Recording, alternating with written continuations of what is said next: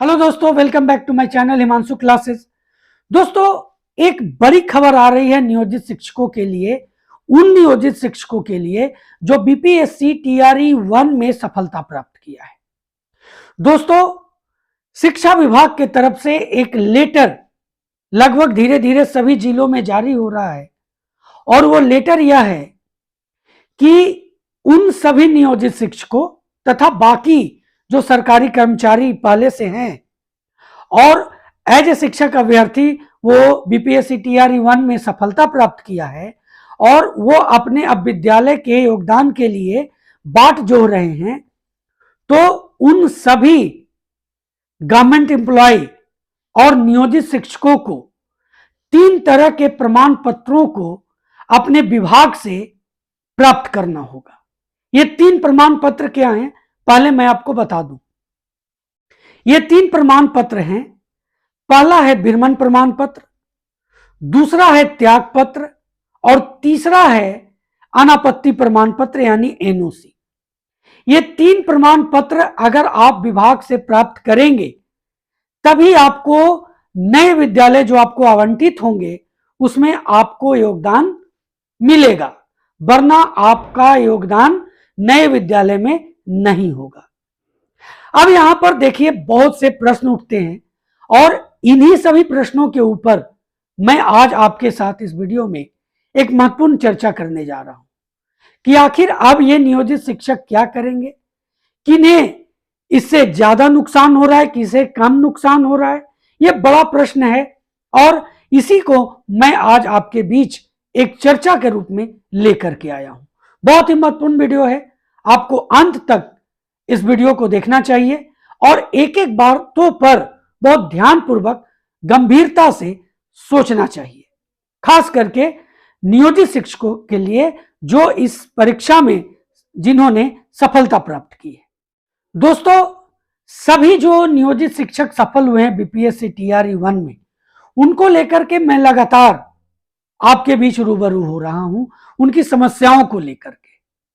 विभाग की तरफ से कोई ऐसा लेटर जारी नहीं हुआ था कि जिससे उनको एक नई व्यवस्था के तहत जाने में कोई किसी तरह की समस्या ना हो, लेकिन जब इस तरह का लेटर जारी हो गया तो अब उनकी जो असमंजसता की स्थिति थी वो और बढ़ गई है, क्योंकि विभाग की तरफ से यह पूरी तरह से क्लियर नहीं किया गया है कि इन नियोजित शिक्षकों को, दोस्तों जो भी बीपीएससी टीआरई 1 में सफलता प्राप्त किया है, उन्हें वेतन संरक्षण और सेवा निरंतरता का लाभ मिलेगा अथवा नहीं।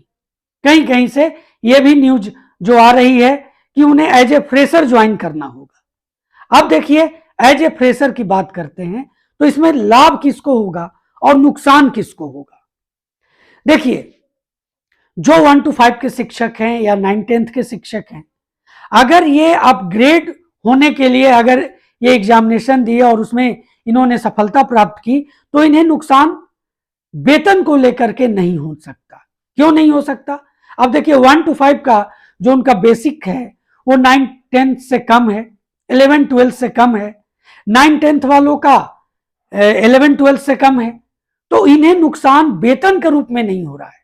लेकिन हां, अभी तक जो इन्होंने सेवा प्रदान किया है उसका सेवा निरंतरता का लाभ की चर्चा नहीं हुई है, तो वहां पर इन्हें नुकसान हो रहा है। सबसे ज्यादा जिनको नुकसान हो रहा है वो बता देता हूं मैं। देखिए, 9th-10th के लिए जो अभी नियोजित शिक्षक हैं वो 9th-10th के लिए चुने गए हैं, या फिर जो उच्चतर माध्यमिक के शिक्षक हैं उन्हें उच्चतर माध्यमिक के लिए वो बीपीएससी क्वालिफाई किए हैं, तो इनको तो खैर 1000-2000 का फायदा ही होगा। लेकिन जो 1 to 5 के पहले से नियोजित शिक्षक हैं, जो 10 साल 15 साल 20 साल से सेवा दे रहे हैं और उन्होंने बीपीएससी परीक्षा इसलिए दिया कि वो राज्यकर्मी बनना चाहते थे, और इसको लेकर के जिस तरह से विभाग की तरफ से लेटर जारी हुआ है उनमें एक असमंजसता की स्थिति और उत्पन्न हो गई है कि अब उनके साथ क्या होगा। विभाग ने स्पष्ट नहीं किया उन्हें वेतन संरक्षण का लाभ मिलेगा अथवा नहीं, उन्हें उनका सेवा निरंतरता का क्या होगा। एज ए फ्रेशर अगर ज्वाइन करना होगा तो किसी का 28,000 29,000 के लगभग अभी बेसिक है और यहाँ बेसिक 25,000 हो जाएगा। तो अगर उस पर डीए जोड़ लें, एचआरए जोड़ लें तो लगभग 7 से 8,000 रुपए का लॉस हो जाएगा। नए जगह जाएंगे तो उनको नए जगह में सेटल होना पड़ेगा, उनकी वहां पर भी जो खर्च है उसमें बढ़ोतरी होगी। तो ऐसे सभी जो नियोजित शिक्षक हैं उनमें और इस जो असमंजसता की स्थिति थी वो और बढ़ गई है इस लेटर के आने के उपरांत। अब इससे क्या समझा जाए? सबसे बड़ी बात है दोस्तों कि जिनका इतना बड़ा नुकसान होगा, क्या उन्हें बीपीएससी जो पास किए हैं उन्हें जाना चाहिए अथवा नहीं जाना चाहिए? एक बड़ा प्रश्न है और कोई भी व्यक्ति आपको इसको लेकर के एक सही राय नहीं दे सकता, क्योंकि कोई भी नहीं जानता कि भविष्य क्या होगा। यह पूरी तरह से उन नियोजित शिक्षकों के व्यक्तिगत सोच पर निर्भर करता है कि उन्हें क्या करना है और क्या नहीं करना है। अगर वो इन दोनों से हाथ धोना चाहते हैं कि उन्हें सेवा निरंतरता नहीं चाहिए, उन्हें वेतन संरक्षण का लाभ नहीं चाहिए, तो वो जा सकते हैं। अगर उन्हें ये सब चाहिए तो उन्हें जाने में एक संशय उत्पन्न हो सकती है और होना भी चाहिए, क्योंकि दोनों तरह से नुकसान होने जा रहा है। तो इसके लिए मैं ये अपील करना चाहता हूं शिक्षा विभाग से कि शिक्षा विभाग जिस तरह से इस मामले को अपने पत्रों के द्वारा, हर जिले में एक से पत्र निकल रहे हैं, खास करके सबसे पहले शिवहर जिला का जो पत्र निकला, उसके बाद और जिलों का भी निकलेगा इस तरह का लेटर, तो विभाग को यह भी एक लेटर जारी करना चाहिए कि सेवा निरंतरता और वेतन संरक्षण का लाभ मिलेगा अथवा नहीं मिलेगा। क्योंकि अभी तक जो एज ए फ्रेशर की बात आ रही है वो कहीं ना कहीं एक रूमर भी हो सकता है। तो विभाग को ये चाहिए, अगर मेरे इस वीडियो को विभाग के कोई भी पदाधिकारी देख रहे हो तो उनसे ये आग्रह है कि वो इस मामले को बेहतर तरीके से रखें, ताकि जो नियोजित शिक्षक एक कठिन परीक्षा दे करके अपने आप को राज्यकर्मी का दर्जा प्राप्त करने हेतु ये परीक्षा में पास किए, बैठे और पास किए, तो उन्हें इसका नुकसान नहीं मिलना चाहिए, उन्हें इसका फायदा मिलना चाहिए।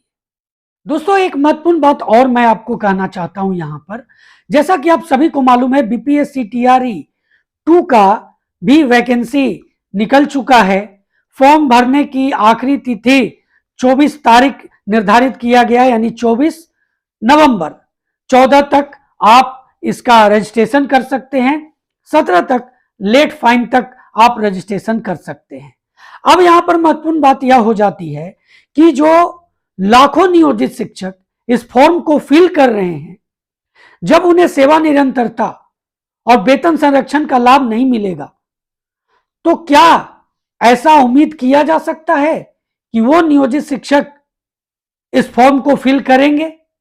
फिल करने के उपरांत वो परीक्षा में बैठेंगे और परीक्षा देने के उपरांत सफल होने के बाद क्या वो फिर इस बीपीएससी टीआरई 2 के तहत फिर से ज्वाइन करेंगे? एक बड़ा संशय है और इस संशय का दूर करने का जो सबसे महत्वपूर्ण उपाय यह हो सकता है, शिक्षा विभाग की तरफ से यह साफ करनी चाहिए एक पत्र के द्वारा कि जो नियोजित शिक्षक बीपीएससी के थ्रू आ रहे हैं उन्हें वेतन संरक्षण का लाभ और सेवा निरंतरता का लाभ मिलेगा अथवा नहीं। दोस्तों इसका पूरा जवाब शिक्षा विभाग के पास है। शिक्षा विभाग अगर इस चीज को साफ कर देती है तो बहुत से नियोजित शिक्षकों का भला होगा, वरना सभी नियोजित शिक्षक असमंजस के दौर से गुजरेंगे और हो सकता है कुछ ज्वाइन करें, कुछ ज्वाइन ना करें। तो दोस्तों ये महत्वपूर्ण सूचना था जो मैंने आपके बीच में रखा, और इसका जो इस पर असर जो पड़ेगा, इस जो नए पत्र के माध्यम से जो असर पड़ रहा है नियोजित शिक्षकों पर, उसको लेकर के भी एक महत्वपूर्ण चर्चा में मैंने आपके बीच अपनी बात को रखी। उम्मीद है आपको यह वीडियो काफी बेहतर लगा होगा। अगर अच्छा लगा होगा तो लाइक करना बिल्कुल भी ना भूलें। दोस्तों, चैनल पर नए हैं या अभी तक चैनल को सब्सक्राइब नहीं किया है तो चैनल को सब्सक्राइब कर लें, बेल आइकन को जरूर प्रेस करें ताकि आने वाले सभी वीडियोस का नोटिफिकेशन सबसे पहले आपको मिल सके। तो दोस्तों, मिलते हैं अगले वीडियो में, तब तक के लिए जय हिंद।